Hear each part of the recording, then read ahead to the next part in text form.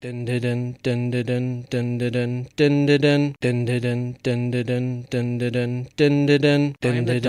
my section. Earth is under my protection. Planet of birth is Gallifrey. I've got two hearts, your life is safe. Run into the master, raw Missy. Come on, Alonzo. Alonzi. I am a Time Lord. No, I'm not Rick. 12 bodies and men. Now it's time for a switch. Don't look like that. I'm in great health. You were expecting someone else. Regeneration. Oh, such fun. When I say run, run, run. What's up, my boy? Peace and sanity. Sorry, mustache. Reverse the polarity. Sometimes I'm north, but always a limey, wibbly wobbly, timey-wimey. Jump in the TARDIS, go for a ride, it's bigger on the inside. Exploring all of time and space, oh, what's that? Exterminate. Cyberman, a TARDIS, baby. Would you like a jelly, baby? Time's ticking, we'd best go, a new adventure, Geronimo! I am fantastic, so are you, best come with me, I'm Doctor Who.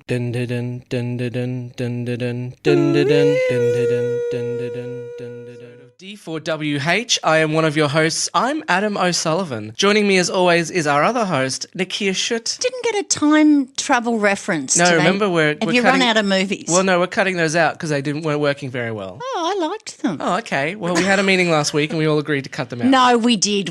I'm just trying to gaslight Okay. you. Sorry, I'm just trying to gaslight you now. Ghostlight would be the Yeah, Doctor that would Who be a version, Doctor Who of version of Gaslight. it. Yeah. Today we have two guests. Please welcome Calvin Stevens. Hello. And Dave Toleman. Thank you. Oh, fantastic. Yeah, I know. I even got the hubby onto a podcast. I was going to say, yeah, two people on this podcast have a very intimate relationship. Talking about Calvin and myself, Yeah. who Oh, yeah. are part of an improvising team, Ho Hum Musicals. Yeah, and that is a very intimate relationship, whereas Dave and I are just married. We record at D4W headquarters, which is in your basement. Pretty much our basement. Basically. Calvin, do you want to go through your history with Doctor Who? So I maybe caught a few episodes when I was younger, but never really watched, maybe never even saw a full episode. So it all started in season 9. Why did you decide, okay, I'm actually going to sit down and watch this show now? I guess there was a bit of hype around Doctor Who being restarted. Been a while since an episode. Yeah, the since season had come out. 92, I think, was the telemovie. 96. 96. So I'd sort of had some vague memories of it as a child, and I was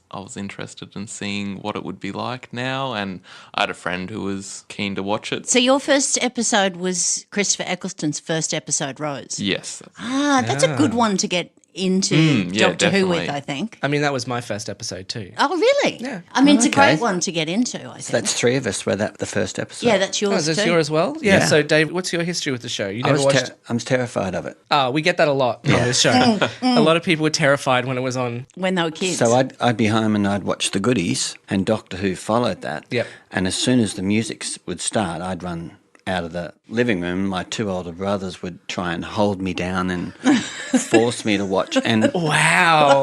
And So you're traumatised. Yeah, were Oh, they yeah. into the show or they just wanted to traumatize you? I think they were more into traumatising me. That's brutal. I do remember the first monster that I saw on the show, what I called monsters, and that was one I named Mr. Potato Head. the Sontarans. Yeah. When you were young? Yeah, and terrified me because there was bits of hair growing out of his side Yeah, of his the face. new Sontarans don't have those bits of hair growing out of No. their face and head. Still a potato, though. They're not scary at all. And then obviously I met my partner over there, and Oh, thanks you for referring to me as your partner. I mean, we've only just met. Yeah. You know, it's very strange. You but, two, you're holding hands already, so... and she brought all things Doctor Who into my life. So yeah, it was big after that. You kind of had no choice, None. really. Zero choice. He bought me an ironic gift once, which was a TARDIS bedspread with pillowcases, and now we sleep under it. So, Oh, wow. not so ironic. Yeah, you've attached it to the roof so you sleep under it. Pretty much. Let me just ask this before we go any further. Was it a surprise? Like, how early into the dating did you realise, oh, I'm dating a Whovian? It actually didn't. I thought about this, and it was brought up, but it wasn't full on because it was off the air. I kept it in the and closet. so it was really just random discussions and things like that. But when they announced that it was coming back, then the fever started to rise. And more things Doctor Who came out into the landscape of the family. I'm so sorry. As far as I know, there's no cure for Doctor Who fever. No, but what he has realised is that when we watch it, you're not allowed to talk. No. He didn't Phones know have this pulled about off. me. Yeah. Yeah, no talking at I'm all. the queen of shushing. Shush. The commander, a.k.a. the Queen of Shushing. Yeah, the queen Yeah. of shushing, really. Yeah. Dave, were you the one who gave her the name the Commander? I actually think that's our daughter. Yes, that was the destroyer who called the me. destroyer would have coined the phrase the commander. And the destroyer and I gave you the inquisitor. Inquisitor, yes. Yeah. We're a war council. It's a family affair. That's Family fantastic. of war council people, really. All right, let's start with our first segment, Doctor Who News. Woo! Now, as we will hear in a bit, Christopher Eccleston refuses to take up the role of the Doctor since his one and only season, except it seems for love. Aww. There is a story from early 2015 where Eccleston helped a young man in a New York cafe propose to his wife. In a video posted online by one of the other people at the table, Eccleston walks up to the table, greets the woman by name, and then states that he has the TARDIS here and that he's just going to get an assistant, who turns out to be the woman's boyfriend with a wedding ring. Aww. Isn't that sweet? Yeah, it's beautiful. She burst into tears and said yes before Eccleston reached over to kiss her on the cheek and whisper something in her ear. Who knows? No one knows what it is. I'm better looking than him. Eccleston was in the cafe with his wife, so maybe not. Oh, okay. Unfortunately, Eccleston later divorced his wife in December 2015. So perhaps he did say, I'm Maybe better he did. looking Maybe than he's him. getting ready. Well, he does state that his wife's unreasonable behaviour caused him stress, anxiety, sleeplessness, and loss of weight. She was a Doctor Who fan.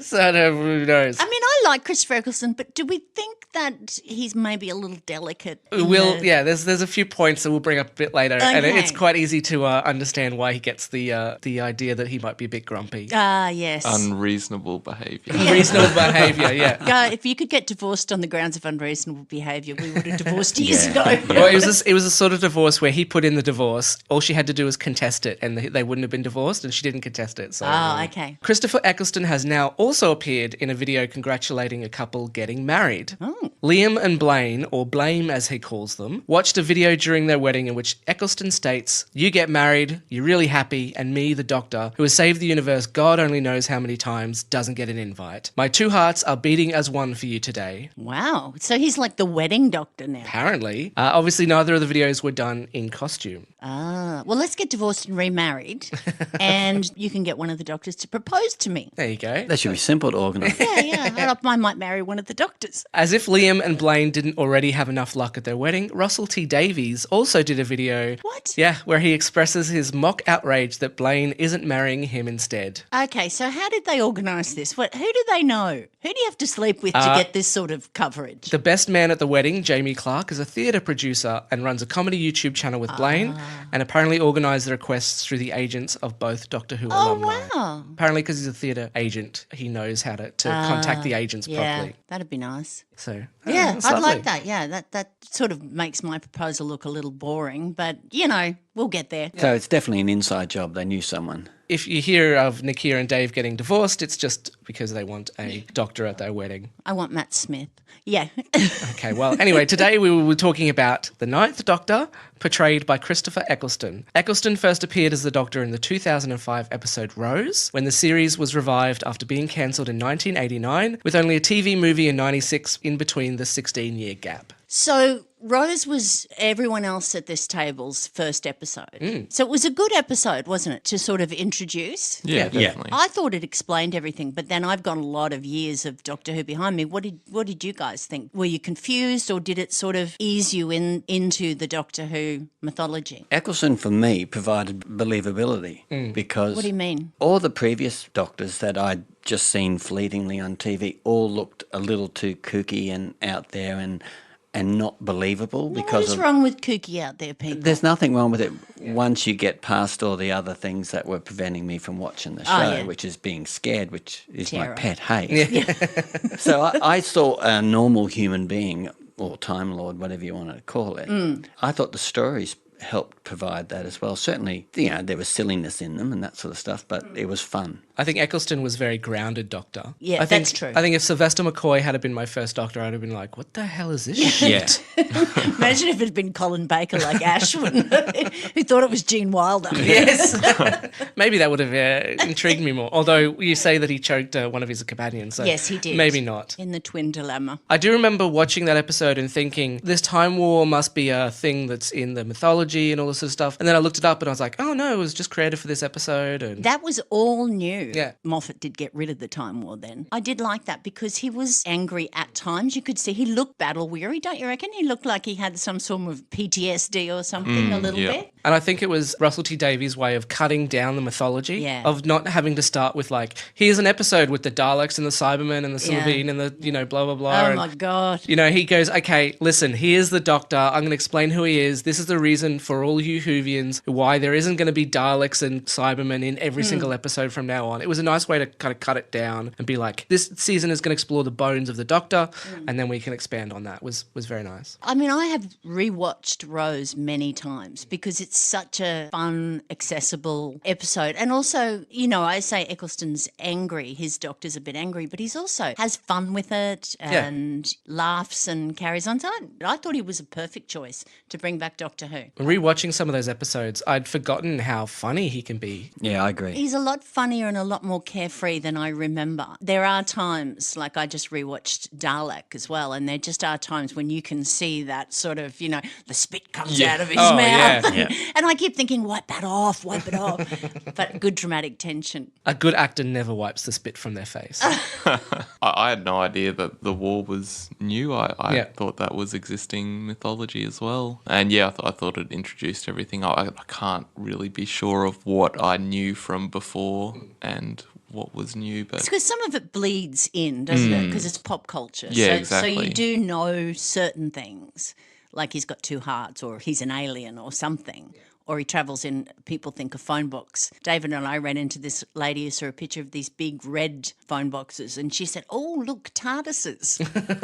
And we walked away and David went, what an idiot. I do remember that. The first time I went to the UK, I saw a phone booth and I got a picture with it, thinking, oh, this is from Doctor Who. Yeah. And then realising later on, oh, no, it's a police box. I made David go to Earl's Court just so we could see the old police box there. I was very excited. Yes, we've heard stories about how you've hijacked your honeymoon Yeah. to go to Wales. Yeah, pretty much. He loved it. He had a great time. He flew the TARDIS. For I God's did. sake. I did enjoy it. So, Dave, are you into Doctor Who now, or you don't consider yourself much of a Whovian? I hover Right. around. I'm certainly supportive of it because, it's good entertainment and all that. It'd be sort of terrible for the relationship if you didn't support it. thing. Oh, yes, it would You're be not good. watching that Doctor Who again, are you? No. I mean, I enjoy Couldn't be married to someone who did that.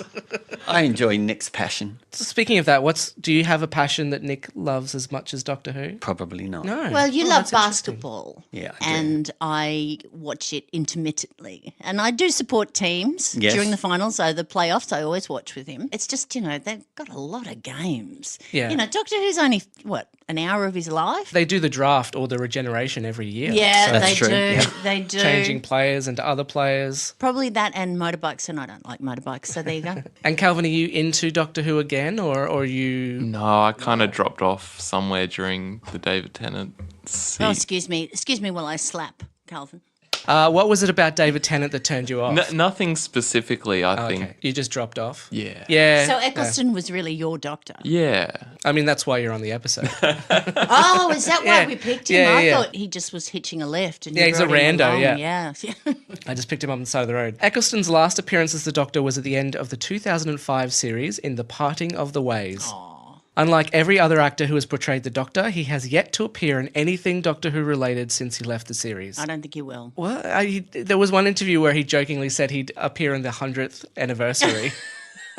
He will be 99 at the time, but I wish he'd been in the 50th. Yeah, that's right. This includes the refusal to be in the 50th anniversary special, which then required Stephen Moffat to create the War Doctor as a stand-in character. What a great character. Oh, John Hurt. Oh, Yeah. should have been a Doctor from the start. Yeah, I mean, he would have been great. There was a great recovery from Moffat. Would have been nice to see Eccleston and Matt Smith and David Tennant all together. I know before he took on the role, there was a lot of press that he did saying he was going to take the role really seriously. I remember reading Tom Baker saying nobody should take the role of Doctor Who seriously because it's a bit of fun. Yeah. Tom Baker changed the script all the time and argued with everybody because he wanted it a certain way. So I'd say he took it pretty seriously. Yeah. But I mean, that's Tom Baker. He can say what he likes, can't he? I mean, Tennant was a great, great replacement. They just need a episode where the Doctor gets married and he'll be right back in there. Yeah. Tennant marries Rose, and Ninth Doctor will be back to propose to her. Oh.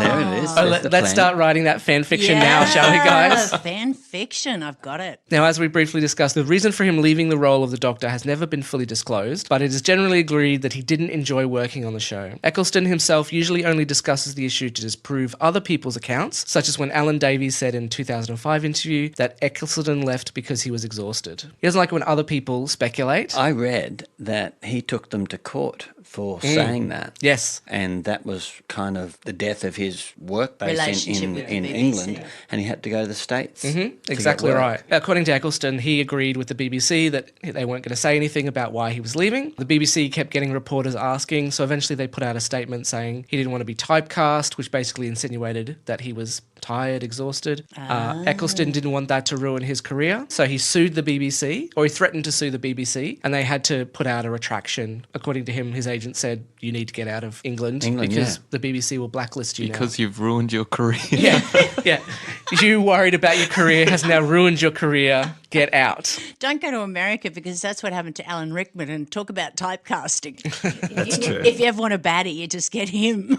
What I love is, did you read the interview where he talks about his experience working in America? No. Oh, my God. He Tell me. hated working on G.I. Joe Rise of Cobra and Thor the Dark World. That He does not hated it. surprise me. He complains that playing the leader of the Dark Elves, Malekith, in Thor 2 required hours of makeup, which he was unaware of during negotiations to be in the film. He states, that was a miserable experience and a dreadful performance. On Thor? On Thor 2, yes. Because he had to wear a lot of makeup. Oh, yeah, he The did. worst of the Thors. Yeah, it was the worst. One of the Thors worst too. Marvel movies too. In another interview, he also mentions working on something like G.I. Joe was horrendous. I just wanted to cut my throat every day.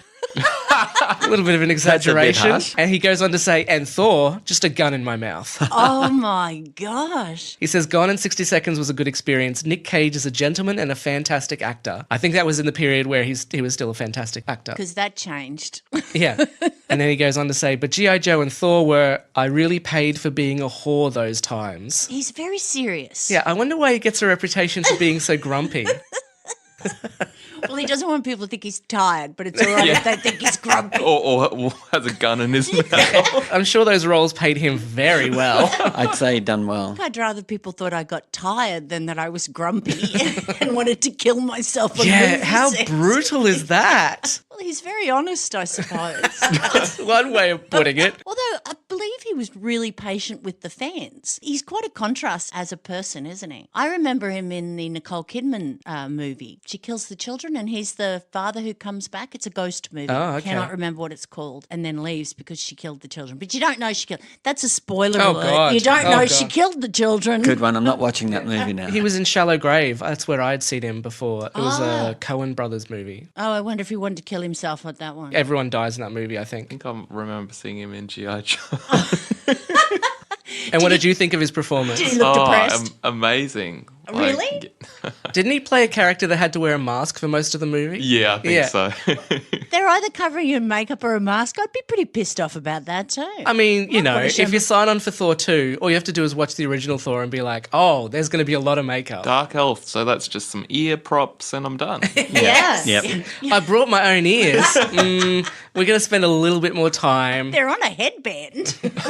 Oh, dear. Yeah, maybe he didn't do his research or his agent didn't do his research. I mean, why would you go out and audition for a role? Paycheck. Yeah, that's all. Yeah. I suppose. Money, Because money, he's- money, he's- money. He's back in the UK and doing yeah, a lot yeah. of more serious roles, which I think was he's probably more suited to. What was the BBC series that we saw him in after the Doctor Who, where he was? The Second Coming, that one. Yeah, maybe it was that one. Oh, yeah, that was filmed before Doctor Who. Yeah. Was that before Yeah, Doctor Who? but Yeah. okay. I remember watching that around about the same time I started getting into Doctor Who. Yeah, I watched it before because I wanted to get a bit of a look at what he was like. But, I mean, you can't base it on that because, as I said, the first thing I saw David Tennant in, he played this weaselly, nerdy little gross character. And then he was fantastic as the Doctor. So And we there you all know that there's nothing worse than being a nerd. All right, thanks, Nicchia. Thank you very much. go. You weaselly, nerdy people. Thank you.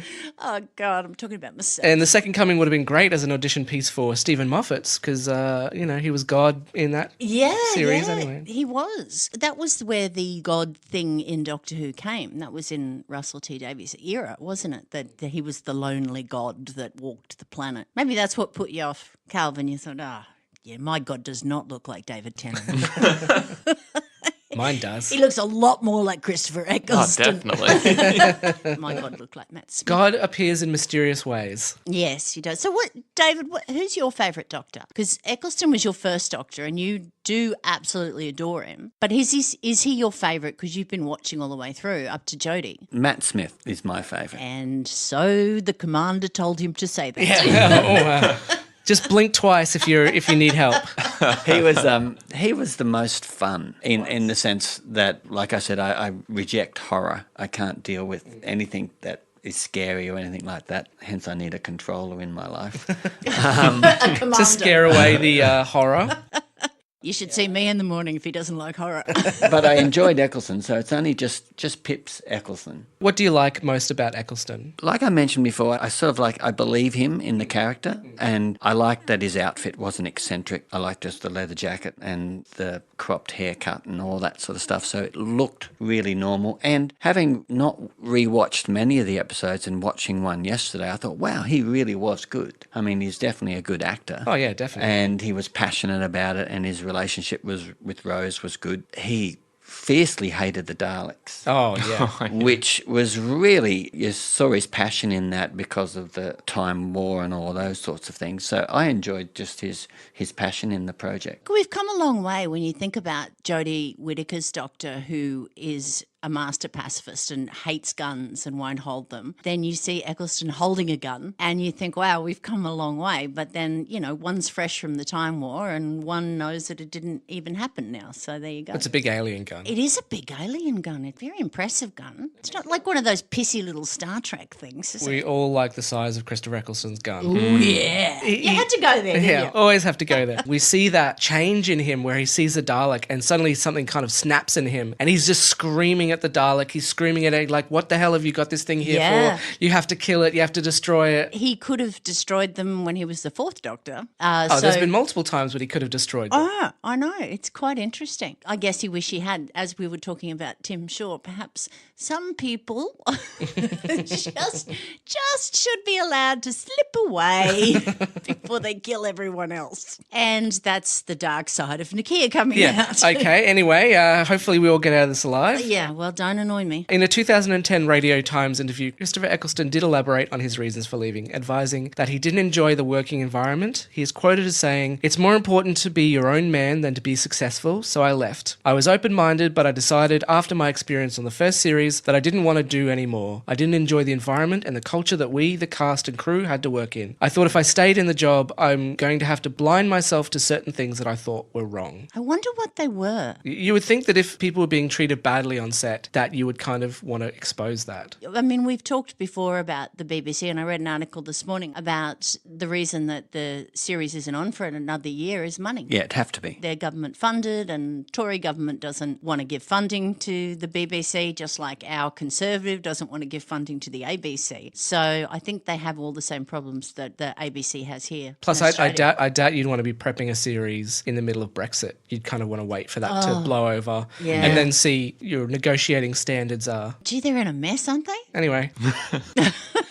Not for us to... We're not a political podcast. The Doctor Who Brexit episode there was a coming soon. There was a Brexit joke. I just don't want it to affect Doctor Who. No. Okay, everybody over there with your Brexit stuff. Yeah. Do not affect my Doctor Who. If getting out of Brexit means more Doctor Who, then fantastic. Yep. I will vote leave. Not that our vote counts, but No, of course. No. we'll just have a little ballot here. But you guys still lord it over us. Anyway. Don't worry, Netflix will pick it up if it ever goes off the Well, air. that's true. It is co-funded by BBC America. Oh, is it? So, yeah, no, the BBC has to co-fund most of their stuff. That's insane. I know. It's their biggest money earner. The amount of money that they get from the merchandise doesn't go straight back into Doctor Who. It gets, split about. So BBC worldwide. It was quite an interesting article. So, yeah, unfortunately, our show then suffers because of that. And I guess maybe that's what he was talking about. He seems to get on well with his co-stars. I don't know, unless he had a fallout with The Russell. catering. The catering. Catering. That's it. Well, if you watch, I asked for pigs in a blanket. I remember watching it behind the scenes when they were doing the episode where Donna leaves. They're all drinking their coffee, and Donna's telling this story about, or Catherine Tate's telling a story about how Billy Piper just found like half a baked bean or something in a coffee, and she said she just picked it out and went, and just kept drinking. and Catherine Tate's going, I couldn't have done that. I would have vomited. Whereas Eccleston would have shut the whole production down. Yeah, there is half a baked bean in my coffee. He also didn't do conventions either. At one point saying that they weren't for him, basically. Well, they're not for serious actors, I suppose. Although he did do his first convention last year at London Film and Comic Con in 2018. Really? All living doctors bar the 7th were appearing. And this included the first ever convention appearance of Christopher Eccleston. Wow. That would have been big. Well, he wasn't charging. The convention was charging £95 for a photo with him. What? And another £95 for an autograph. Oh my God, wouldn't be worth it. Well, I mean, when Stan Lee was over, it was like 200 and something. Gosh, I've never liked anyone that much. I wonder what sort of piece they get out of that. Their agents wouldn't say. The prices are set by the actual convention. They're not set by the actors. Because I'm not 100% sure, but I imagine the actors get a fee to appear and then probably get a little bit off their fee. Yeah, I their wonder what you appearance get fees to as well. appear at a convention. That would be, because they say sometimes people have just had like one guest role and they try to turn up to conventions and people don't want them. So that'd be me. Right, I'm in a convention now.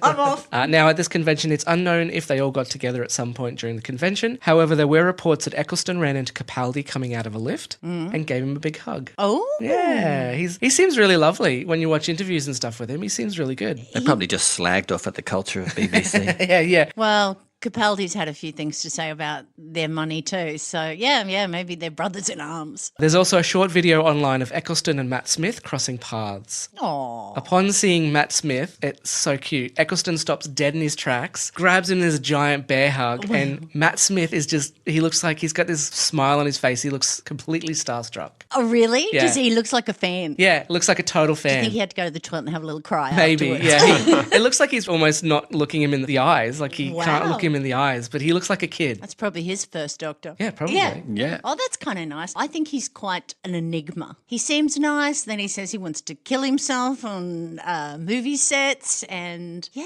I get the feeling that the time when he was in Doctor Who was a bit tumultuous. And then now that things have kind of eased out and his career's going well again, he's kind of, feeling a bit more relaxed. yeah, he's a bit nicer. Well, he had that unreasonable wife. Yeah. Yeah, it all comes back to that. Got rid of her. Always blame the woman, I say. Oh, so that shows she was the reason why he quit the show. Yeah, it was all her. She made unreasonable decisions. I don't know what they And were. Christopher Eccleston, if you're listening to this, we don't mean anything of what we say. No, we absolutely don't. Don't ever blame the woman. But anyway, moving on. Yeah, it's never a good move. Welcome to our weekly segment, Blame the Woman.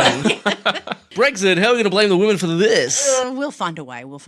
Eccleston has so far refused to reprise the role of the Ninth Doctor. The character has appeared in a couple of Big Finish audio plays, being voiced by Nicholas Briggs. Really? What's Two. it sound like? You can listen to it through Big Finish. I've listened to Big Finish, but Paul McGann and some of the Donna Doctor ones and some of the classics. But if it's not Eccleston, it's not the same. Well, the first one was back in 2013, where it seems Big Finish did less of the get everybody who was a character on. Oh, yeah. It was more yeah. like, I'm narrating this as a character. So he would do a bit of Eccleston's voice then. But the second one was more recent, I think 2017 or something. He actually plays the Ninth Doctor. If you can't get Eccleston... Don't do it. Okay, all right. Well, if you can't get the original, back me up here, Calvin.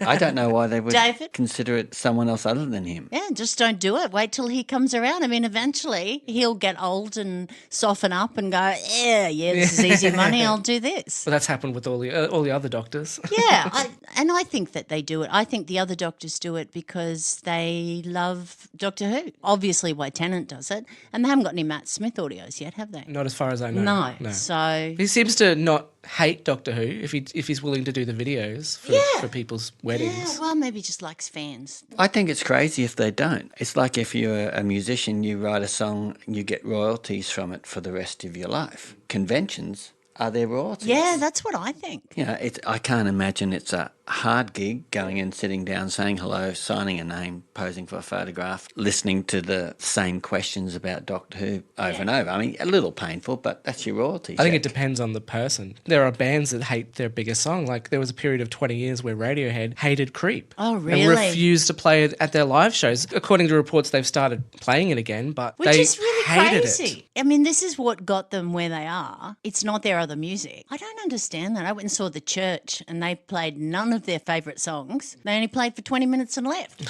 And it put me off. I never bought a Church cassette tape again. Oh, what's a cassette tape? I'll explain it later. I don't know. We'll see in 20 years' time when people keep asking me about the reason that D4WH split up. Maybe I'll be sick of talking about it. I don't think you will, because our feud will go on for years and years out of I'll years. turn to that fan and I'll say, Mum, I don't know. Your mum listens, does she? I don't know. Hello, Mum, if you do listen. I keep forgetting to check to see if she knows how to get podcasts or if she knows what a podcast is, to be brutally honest. The amount of people who don't know what a podcast is quite fascinating. I said to someone the other day, I'm podcasting. What? You're doing what? We're not a true crime drama on Netflix, so I'm not sure if she knows how to get us. Yeah, good. Whilst filming Gone in 60 Seconds in 2000, Eccleston didn't have a driver's license. Really? He finally got one in 2004, but only for automatic vehicles. When he appeared on Top Gear in 2005, they had to find an automatic version of the Suzuki Liana for their segment Star in a Reasonably Priced Car. Have you seen that episode? Yep. Was I he saw good that on one. it? Yeah, no, he was good. He was entertaining and stuff, but yeah, he couldn't drive a shift. I bet Clarkson made fun of you. No, probably. They ripped him. Yeah, of course he would. He ended up with a time of 1 minute 52.4 seconds, making him the 38th fastest in the car and 143rd fastest overall when the segment was changed in 2016. I've only ever seen when David Tennant did it and then when Billy Piper did it. And all David Tennant wanted was to beat Billy Piper. And did he? No. No. Oh, no. Billy Piper won, but Tennant, It was in the wet. Tennant claims that she was wearing a see-through top on the day that she was on the show and that Clarkson was mesmerised by that. And took seconds off. Look, I do understand that. Yeah. It was good to see Jackie back. I'd forgotten Jackie Tyler, Rose's mum. Oh, so grating. Oh, she is, but you can see how the Ninth Doctor just doesn't take to her at all. I mean, she's just... I think it's the leisure suits she wears all the time. Oh, my Lord. They really made her The pink very... leisure suit with the joggers. And she's just trying to crack onto everybody. And Mickey, he hates Mickey. Yeah. What's he call him? Ricky? Ricky all the time. He treats him like a dog. He pretty much does. You can tell from the beginning he's quite enamoured with Rose. It's more than a best friends thing. I think he's quite taken with her. And Adam, perhaps the shortest lived. Oh, my Lord. God, what a terrible companion he was. He was a terrible companion, and then he has to go around with big doors in his forehead for the rest of his life. Well, he was trying to give himself information from the future. Never had a companion think to do that, have we? No. That's the first time we've had a companion try to take what they learned from the future and make money from it in their real life. He tried to go too far. He could have just written down a bit of information and taken it with him, like some lotto numbers or something. That's Yeah. it. When Rose is like, let's take him with us, I was like, really? Yeah, and when they were flirting, Rose has a boyfriend and she's in love with the doctor. I think Rose has forgotten about Mickey fairly quickly. Mickey is the biggest cuck of the entire series. I know. There's multiple times in episodes where he's like, yeah, you really love the doctor. And then like 2 episodes later, he's like traveling with them. Yeah. Like, oh, okay, jeez. It's a weird thing with Mickey. I mean, I'm glad he got out of Rose, and I don't know if I am convinced that marrying Martha was going to ever work. At least by the end, he was a bit more gumption about him. Took a while. For the first few episodes, he was the wonky wee on the shopping trolley, just annoying the shit out of everyone. I was really worried they were going to turn Rory into another Mickey. Yeah, and true. Yeah, Rory was a bit of a joke too. He died a lot. Although the guy who played Mickey has had a great career afterwards. Yeah. He's directed movies and... He's written some. He's in Bulletproof. I've just watched him in Bulletproof, the first series, and it was It's fun. fun. All right, favourite Ninth Doctor moment? What's one moment that you just sticks in your head about the Ninth Doctor? I think the moment, and we've already spoken about it, is yelling at the Daleks, and when the Dalek asks him what he should do, and he says, you should kill yourself. Oh, It's just that- such Oh, Especially when in a lot of the other episodes, he's so sort of jovial and like cheeky and fun. And to go just so angry and dark. It's very dark, isn't I it? thought they were going to go family friendly and have him say, destroy yourself. But no, he literally says, kill yourself. You forget how dark that moment is. And that's what I mean. He's standing there with the big gun. He's going to kill it himself. Yeah, he's committed to the death of the Dalek. Yeah, we don't really see that anger. Well, we don't see it that much. We saw it more in Tennant. Tennant got a little bit shouty. Yeah, he was and cranky angry. and shouty. Yeah. And then could flip to being quite light. I thought Eccleston's light most of the time. That's a really standout moment. And Dave, your favourite moment? It was a line in one of his shows, and I'll get it wrong. Everybody lives this time, Rose. Everybody lives. Yeah. Oh, yes. Justice once, Rose. Yeah, Justice Once, Everybody that's it. lives. The only other one was Are You My Mummy? That's the That's same episode. two-parter. Yeah, it's Is the it? same Yeah. episode. Yeah. It's also the same two-parter where they meet Captain Jack Harkness. That's it. For my money, this might be controversial, but he might be one of the best Doctor Who characters ever. I agree. Oh, yeah, he's very good. And he's so underused. I mean, I always say bring Riversong back, but bring back Captain Jack. Oh, yes, please. You know, we just don't get enough of him. And Bring I'd back love, Torchwood. Definitely. You wouldn't be able to bring back Torchwood without Captain Jack, as far as I'm concerned. I would love to see Captain Jack meet Jodie Whittaker's Doctor. And see, season 9 introduced us to Gwen too, who I fell in love with, a non-sexual crush on Gwen, who then morphed into the Torchwood. And Toshiko. Toshiko. Tosh, Tosh. Tosh was in an episode of the first series as well. Yeah, she was, okay. wasn't she? She was the doctor when the pigs with the Slovene, the pig astronaut, landed. I love the episode where he goes to dinner with Margaret the Slovene. Yes. yeah, that is good, yeah. Here she is trying to kill him the whole time, Yep. and he goes, "Knew that." Yes. And he's very casual. It's Yeah. a Yep. great one. She goes to breathe on him and he's got a little squirt bottle. It's actually quite comical. There though. wasn't, There wasn't a lot that surprised him. And yet that's quite a dark thing because they're taking her to a death sentence to her home planet. They managed to give you that sort of comedy with Margaret the Slovene and the doctor when they're having their dinner. I really, really enjoyed that. And speaking of budget cuts, out of 12 episodes, 3 of them have the same new enemy, you know. I mean, it's your first series and you're just introducing it. It could have all fallen in a heap. And I think Eccleston's the reason that it didn't. I think his doctor was very, very accessible to non-Whovians like Dave, who thought it was going to be I didn't know what to outrageous say. But he was charming. You know, Russell T Davies wasn't writing as many episodes as he would in his later series. No. So there was a lot riding on the Doctor and Rose and... And I think he'd been trying to bring it back for a while. It was a big gamble. Looking in hindsight now, you think, God, that wasn't a gamble. What a great idea. But at the time, you know, you had a lot of classic Whovians to appease, and we're a prickly bunch sometimes. And you wanted to get new people in so that at your conventions, everybody dressed as the Doctor wasn't 50. So you wanted some kids there. So, you really had to appeal. And I thought it did really well. Yeah, well, I mean, the BBC never gave up on Doctor Who. Even after they cancelled the show, they were thinking, oh, other studios will produce the shows and then we'll just put it on TV. Yeah. And then that never happened, so then they made the movie and then that didn't happen. But at the time that they accept Russell T Davies' thing, I read an article that was said that were 2 other pitches going through as well. One was a Gothic-themed Doctor Who, and the other one, Mark Gatiss, him and 2 other people were talking about making the Doctor the audience surrogate character instead of the companion. Now, I don't know how that would have worked. No, me But either. I don't think the BBC ever gave up on Doctor Who. I think they were just looking for more cost-effective ways of putting it back on Yeah, TV. I think so. Yeah, somebody else do it and we'll just pop it on television. Yes. Yeah. We'll do that with our podcast. Somebody else make it. And we'll just Just pretend stand to be there and us. wave. Yeah. We'll just add in jokes every now and Yeah. again. Now, the 2005 series also saw the introduction of such things as Bad Wolf. Yes, and I noticed in Dalek when I was rewatching it when Henry Van Staten Yep. turns up, they say on the radio, Bad Wolf 1 has landed. If you go back, there's a lot of references to Bad Wolf all the way through. What did we think of Eccleston's regeneration? It was the first time I'd seen the regeneration like that. Normally they fell to the floor and then kind of some dodgy effects went on and then they were It was a new violent. person. It was a violent regeneration. It was really violent, which I imagine, if every cell in your body's changing, would be fairly violent. I think jellyfish just do it as they're floating around the sea. They don't explode they? into a ball of... Well, that's because jellyfish are boring.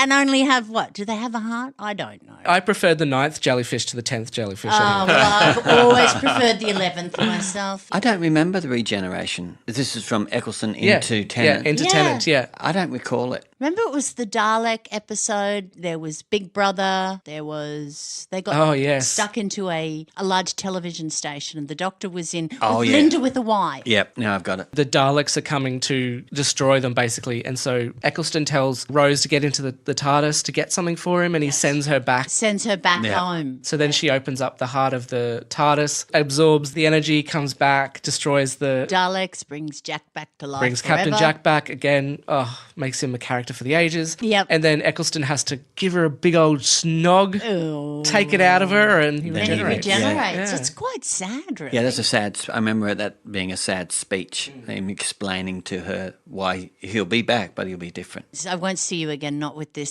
Face or whatever. stupid mug or whatever he calls it. You were fantastic. And you know what? So Was was I. I. I did. That is a great last line, Yeah. I've got to say. Because a lot of people didn't like David Tennant's last line, which was, I don't want to go. I loved it.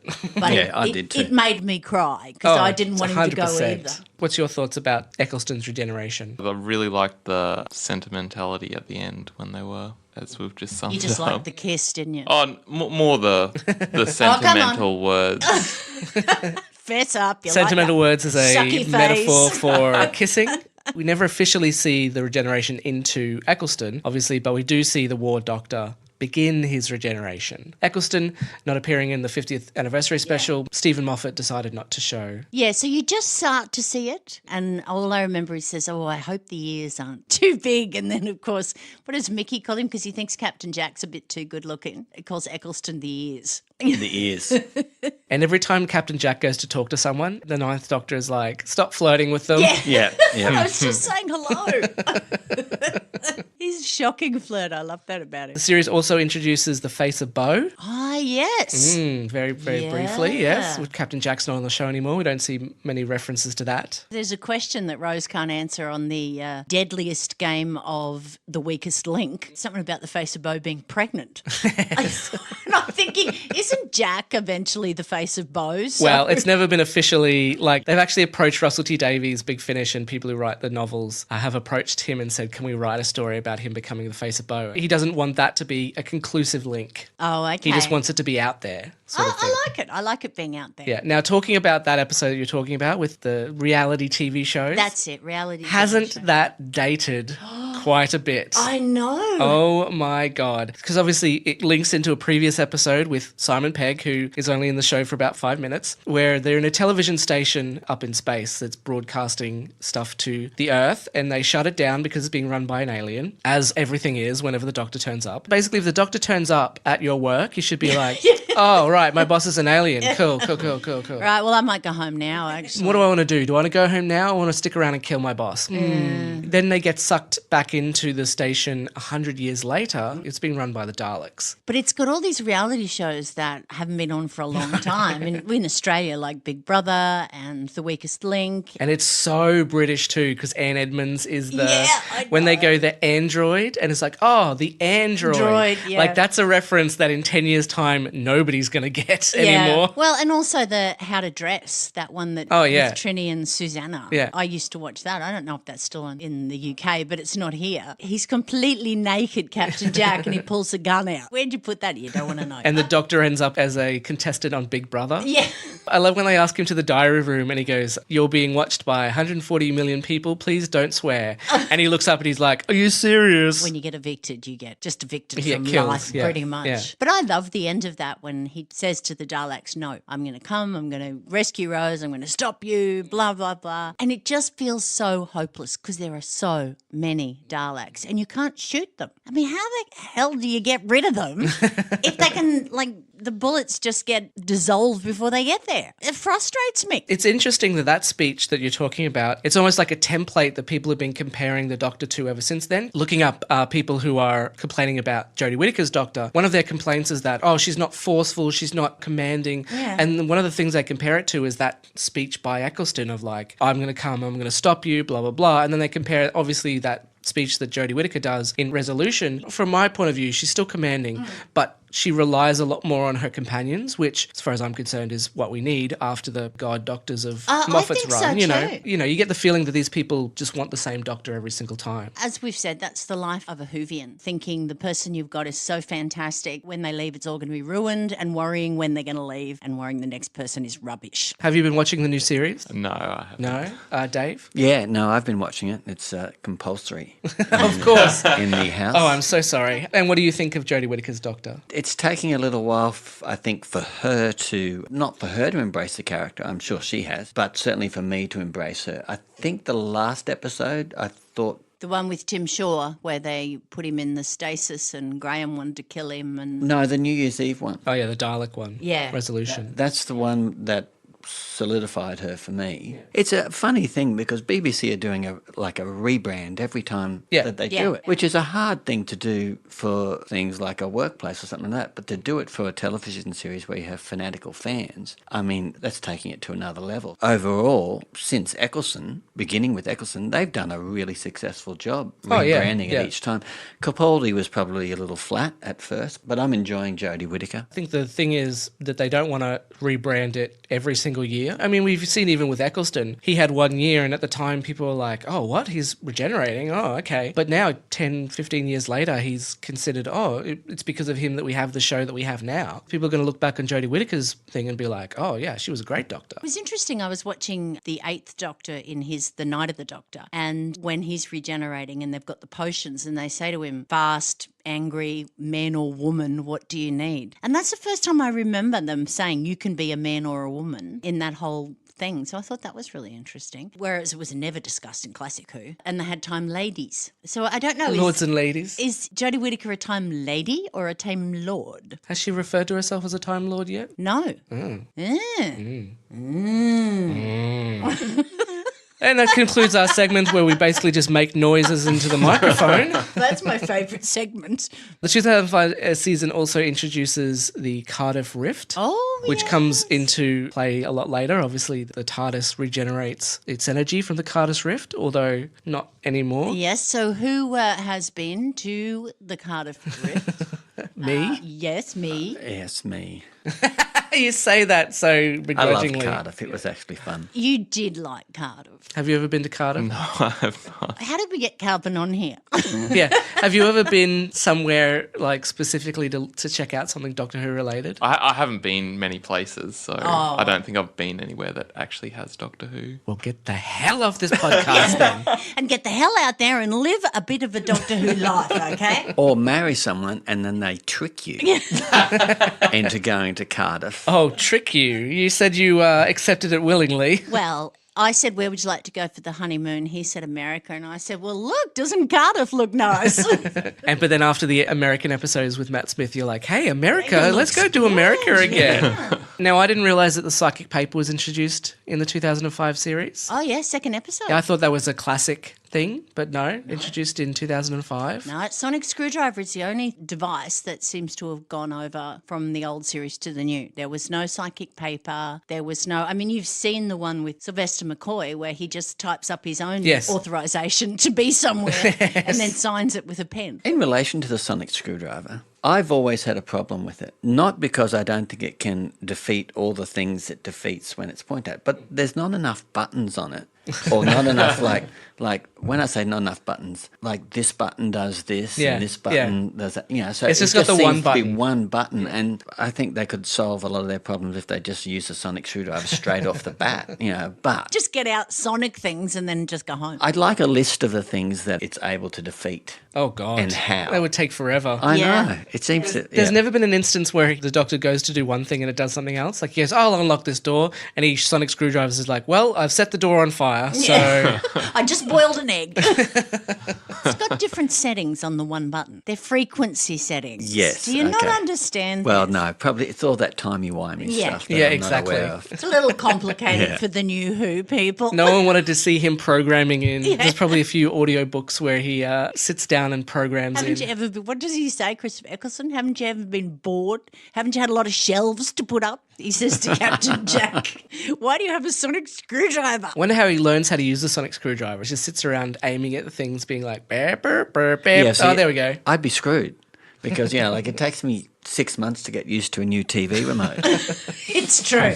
It does. Don't worry, I'll use a sonic screwdriver. Oh, that's where the remote was. I'm liable to take someone's head off with it. Oh, I didn't mean to kill Wrong my setting. companion. Yeah, wrong setting. You've been Rose. disintegrated. The series also reintroduces the Daleks and, also interestingly enough, at the end of the series, introduces Daleks made from humans. Which would be an abomination, of course, to the Daleks. Well, the Dalek commander is insane. Pretty much. Making Dalek humans. Whereas Davros, we know, made them from his own flesh. Davros is so disgusting. It's the only classic monster or villain that ever creeped me out. Davros. He came out and I thought, my God, there's not enough moisturiser in the world for that guy, is there? He's just got that wrinkly old face. So was Series 9 when Dalek Khan was... Dalek Khan was 10th Doctor. Oh, okay. Yeah. Yeah, no, we had the Dalek commander, a god, because they'd all gone mad and they worshipped their Dalek commander. That was at the last one when he regenerated. But I liked the lone Dalek, actually, and I kind of like it when they have that a bit more of a, not just a big shooty out fight thing, but a little bit more of that intimate. You get to know a little bit more about the Daleks and a little bit more about the Doctor. To be fair, though, for a giant time war where everything was apparently locked so no one could get out, a lot of Daleks got out. Yeah, not a lot of Time Lords. No, well, they did try. Yeah, a lot of Daleks. Fell out, got out. Yeah, there's at least 3 that we know about. Maybe No, the 4. shell. 4 because there's a void ship as well. Oh, my God. Oh, no. Maybe it's the casing, the metal casing, whereas the Time Lords who fell out just like burnt up. So hopefully eventually the Time Lords will become Daleks and yeah, get and themselves then we can out. see them again. And they'll just be walking around. They'll be like, oh, I need to go to the kitchen. Whoops, sorry, I fell out of the Time War. There you go, hardy species. Hardy species. They are, aren't they? Not like those pathetic koalas that are just dropping off all over the place around here. Although, as far as I know, koalas don't want to commit genocide. No, they don't. They just want to have chlamydia. Anyway. I don't think they want to. I don't think I don't they do think that either. was on the Chrissy list at all. You know, what would you like? Oh, dear Santa, please give me chlamydia. Oh my God, koalas believe in Santa?